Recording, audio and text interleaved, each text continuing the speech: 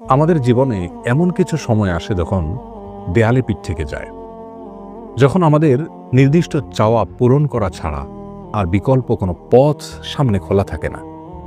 এ ধরনের পরিস্থিতিতে আল্লাহ রাব্বুল আলামিনের কাছে আমাদের মনের একান্ত কামনা বাসনাগুলোকে পূরণ করবার জন্য একটি বিশেষ পথ বাতলেছেন আমাদেরকে প্রিয় নবী সাল্লাল্লাহু আলাইহি ওয়াসাল্লাম, আর সেটি হলো ইসমে আযম। ইসমে আযম মানে হলো মহান নাম। আল্লাহ রাব্বুল আলামিনের এই ইসমে আযম তথা মহান নামের মাধ্যমে কোনো কিছু চাওয়া হলে তিনি সেটা পূরণ করেন। এই নামের মাধ্যমে আল্লাহকে ডাকা হলে তিনি সেটাকে সাড়া দেন। এ মর্মে নবী আলাইহিস সালামের অনেকগুলো হাদিস রয়েছে। অনেক উলামায়ে কেরাম ইসমে আযম সম্পর্কে বলেছেন যে এটি হলো আল্লাহ রাব্বুল আলামিনের যে মূল নাম আল্লাহ, সেটি তার অনেকগুলো গুণবাচক নাম আছে। তমধ্যে থেকে আল্লাহ রাব্বুল আলামিনের যে মূল নাম আল্লাহ, এই আল্লাহ এই নামের মাধ্যমে আল্লাহ রাব্বুল আলামিনকে ডেকে যদি বান্দা কোনো কিছু চান কায় মনোবাক্যে অন্তরের গভীর থেকে, তাহলে সে দোয়া আল্লাহ রাব্বুল আলামিন অবশ্যই কবুল করেন। এজন্য কোনো কিছু আল্লাহ রাব্বুল আলামিনের কাছে চাওয়ার আগে যদি আল্লাহ বলে ডেকে ভালোবাসা থেকে, আস্থা থেকে, ভরসা থেকে, কায় মনোবাক্যে দীনতাহীনতার সাথে আল্লাহকে ডেকে যদি কেউ দোয়া করেন, তাহলে সে দোয়া আল্লাহ রাব্বুল আলামিন ফিরিয়ে দেন না।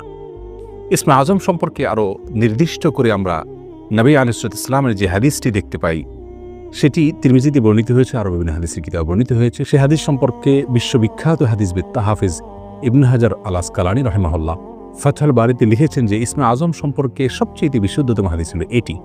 আর সেটি হলো এই যে বুরায়দা রাদিয়াল্লাহু আনহু বর্ণনা করেছেন, এক ব্যক্তি নামাজের মধ্যে একবার কিছু বাক্য বলে উঠলেন। নবী সাল্লাল্লাহু আলাইহি সাল্লাম তার কথাগুলো শুনলেন।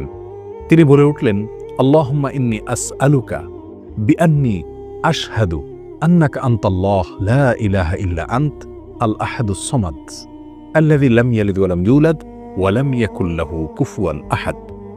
তার মুখে এই বাক্যগুলো শুনে নবী আলাইহিস সালাম বলেছেন, নিশ্চয়ই এই লোকটি ইসমে আযম পাঠ করেছে। ইসমে আযমের মাধ্যমে আল্লাহ রাব্বুল আলামিনের কাছে কোনো কিছু চাওয়া হলে তিনি সেটা ফিরিয়ে দেন না। এর মাধ্যমে আল্লাহকে ডাকলে তিনি অবশ্যই তাতে সাড়া দেন।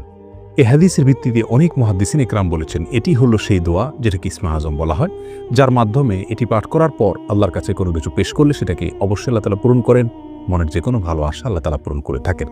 দোয়াটি আবারও বলছি, আল্লাহুম্মা ইন্নী আসআলুকা বিআন্নী আশহাদু আন্নাকা আনতাল্লাহ লা ইলাহা ইল্লা আনত আল আহাদুস সামাদ আল্লাযী লাম ইয়ালিদ ওয়া লাম ইউলাদ ওয়া লাম ইয়াকুল লাহু কুফুয়ান আহাদ। যার অর্থ হলো, হে আল্লাহ, আমি আপনার কাছে প্রার্থনা করছি এ মর্মে যে, এই জন্য যে, এই ভিত্তিতে যে আমি সাক্ষ্য দেই আপনি আল্লাহ, আপনি ছাড়া সত্যিকারের কোনো মাবুদ নেই, আপনি কারো মুখাপেক্ষী নন, আপনি একক।